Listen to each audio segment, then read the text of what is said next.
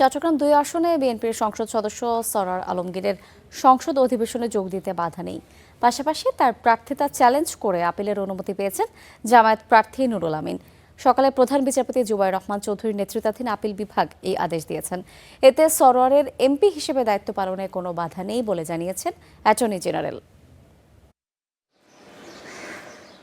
জাতীয় নির্বাচনে জয়ী সংসদ সদস্যদের শপথ হয় ১৭ ফেব্রুয়ারি। তবে ঋণ খেলাপির অভিযোগে তাতে সামিল হতে পারেননি চট্টগ্রাম ২ আসনের বিএনপির সংসদ সদস্য সরওয়ার আলমগীর। এর ৪ মাস পর আইনি জটিলতার অবসান ঘটিয়ে ৯ জুলাই স্পিকার হাফিজউদ্দিন আহমদের কাছে শপথ নেন তিনি। তবে এখনও আদালতের পূর্ণাঙ্গ রায় না আসায় সরওয়ারকে সংসদ অধিবেশনে যোগ দেওয়ার সুযোগ না দিতে আপিল বিভাগে আবেদন করেন ওই আসনের জামায়াত প্রার্থী। বুধবার শুনানির পর সে আবেদন কার্যতালিকা থেকে বাদ দিয়েছেন আপিল বিভাগ।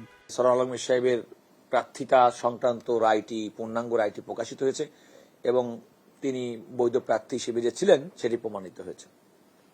এই পরিস্থিতিতে আদালত বললেন যে তাহলে এই মামলাটি আর এই মুহূর্তে শোনার কোনো সুযোগ নেই। আপনারা যদি কোনো কারণে মনে করেন, সংক্ষুব্ধ হন, তাহলে রায়ের বিরুদ্ধে আপনারা নিয়মিত আপিল দায়ের করতে পারেন, তখন আমরা এই বিষয়টি শুনব।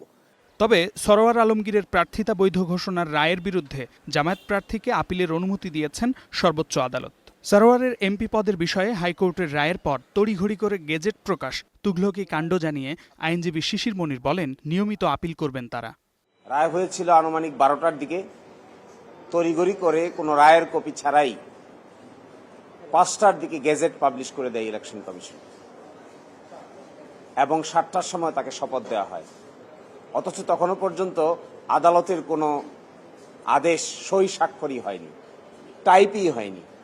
এই অবস্থায় আমরা যেন পরবর্তীতে উচ্চ আদালতে যেতে না পারি, এই ধরনের একটি টেকনিককে অবলম্বন করা হয়েছে। এদিকে নির্দিষ্ট কোনো মামলা না থাকলে কোনো ব্যক্তিকে শোন অ্যারেস্ট, গ্রেপ্তার কিংবা অন্য কোনোভাবে হয়রানি করা যাবে না, হাইকোর্টের এমন আদেশ আপিল বিভাগে স্থগিত হয়েছে। নানা মাধ্যমে তদন্তের মাধ্যমে একজন ব্যক্তির অভিযোগ আসতে পারে, অভিযুক্ত হতে পারেন, তার বিরুদ্ধে চার্জ গঠন করা, চার্জশিট দেওয়া এবং বিচারের আলামত উপাদান থাকতে পারে। তো হাইকোর্টের কতগুলো অন্তর্বর্তীকালীন আদেশ বলেছেন যে এই ধরনের ব্যক্তিদেরকে তাদেরকে কোনোভাবেই সুনির্দিষ্ট মামলা ছাড়া গ্রেপ্তার করা যাবে না। একই সঙ্গে এ সংক্রান্ত হাইকোর্টের রুল ৪ সপ্তাহের মধ্যে নিষ্পত্তির নির্দেশ দিয়েছেন আপিল বিভাগ। শামীম বিশ্বাস, স্টার নিউজ, ঢাকা।